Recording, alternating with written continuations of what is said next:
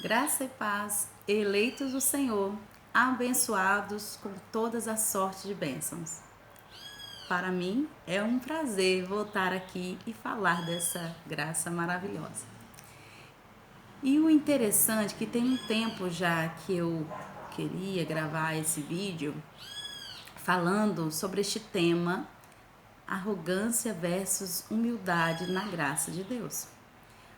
Bom, como vocês já sabem, eu cresci no meio em que era fato que eu daria continuidade a algo, né, voltado à pregação do evangelho, né, da doutrina da lei, e não aconteceu, né?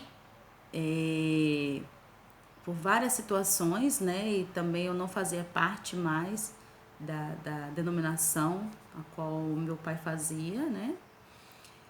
E eu sempre fui muito diferente, né? Eu via coisas, apesar de eu estar até na última congregação, eu pregava, quando eu falava já em graça. E era confuso para mim porque eu saía de casa toda enérgica, com o esboço da mensagem pronta, vai ser assim, vai ser assado. Quando eu subia para falar no chamado púlpito, eu falava da graça de Deus, do amor imensurável do nosso Pai. Então eu não conseguia e vinha, era o tema, claro, né, que eu iria falar, mas vinha regado de muito amor, de muita humildade. Isso era uma característica, sempre foi uma característica que eu via e, né, enfim, falando para nós que chegamos, né, a ter os nossos olhos iluminados e chegamos em graça, no Evangelho da Graça, a gente vê que é diferente, a gente é notório que não tem mão do homem, não tem validação do homem, não tem reconhecimento para o homem. Todo ele é voltado para a glorificação do nosso Deus, Deus Pai. Então, alguns irmãos às vezes chegam com uma mochila, né, com uma bagagem, teólogos, né, presbíteros, e quando se deparam e quando alguns irmãos falam, né, irmãos, eu prego aquilo que eu vivo e tal, esses que no sistema religioso tinham títulos, eles falam, isso aí eu sei. Então, quando chega, já acha que aquilo tudo que ele participou na religião ele vai utilizar na graça. Irmãos, de verdade, aquilo que você aprendeu foi para o seu ego. Era para você se impor diante dos homens. Quando você chega na graça, é o amor que você prega. E os cristãos evangélicos não pregam, não vivem o amor na realidade. Pregam um amor superficial. Não vive o amor genuíno. O amor este que você realmente, você não olha o seu irmão segundo a carne dele. Você julga ele segundo o espírito que ele tem. Então, quando você se depara com um irmão, você para alto lá. Eu posso estar falando com Deus. Deus está dentro dele, então, de alguma forma, essa situação está acontecendo, é para eu ser disciplinada, eu sofri um corte da graça. O que o Senhor está querendo me ensinar aqui nessa situação? Só que na religião, nós somos preparados para um debate, para provar que, olha, eu sei mais, você sabe menos, enfim. Só que em graça não é assim. Em graça, todos somos iguais. A mesma medida de fé que eu tenho, o irmão A, o irmão B tem. Ah, mas ele tem 25 anos, ele tem 30 anos, ele tem 10 anos em graça, ele tem 3. Não importa. É a mesma medida de fé. A mesma medida. Aí, agora sabendo disso, eu vou buscar aprender com esses irmãos que estão um pouco mais tempo, nasceram antes da gente, né? E aí eu vou ter a humildade que não importa se ele é analfabeto, se ele sabe falar. Eu, quando tive meus olhos iluminados, eu sempre tive muita dificuldade para... Às vezes, assim, uma pessoa, né, tem dificuldade na fala, na comunicação. A soberba, a arrogância que eu tinha, eu não gostava de pessoas que falavam errado. E aí eu me deparei com o nosso irmão Geraldo, que às vezes ele fala, né? Olha, irmãos, que ignorância, que arrogância. Como eu aprendo, sabe? E que esse detalhe, eu não posso julgar o irmão segundo a carne dele. Eu tenho que julgá-lo segundo o Espírito. E a ele foi dado, né, este dom.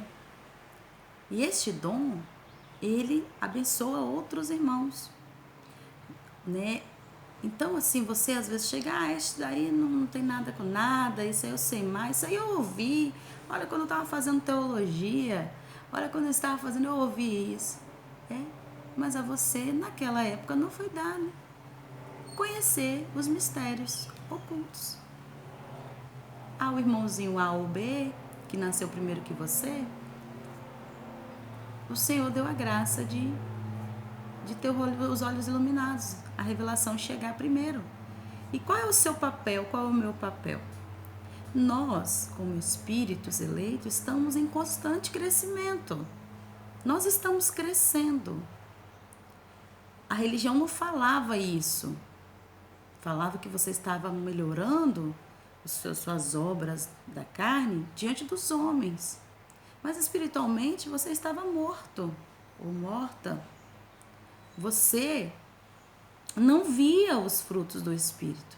Porque por mais que, eu posso falar por mim, por mais que às vezes eu era louvada pelos lábios dos homens, quando eu me deparava só eu e Deus, eu via que, como medíocre que eu era, quanto arrogante, vaidosa que eu era. Então, quando chegamos em graça, na graça que recebemos isso, a humildade é o primeiro fruto que você começa a exalar, você começa a expressar. Você vai começar a se tornar como uma criança.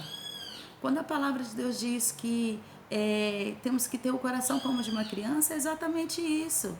Não é para você se tornar um menininho, não, é para você ter como uma ingenuidade, uma pureza de coração.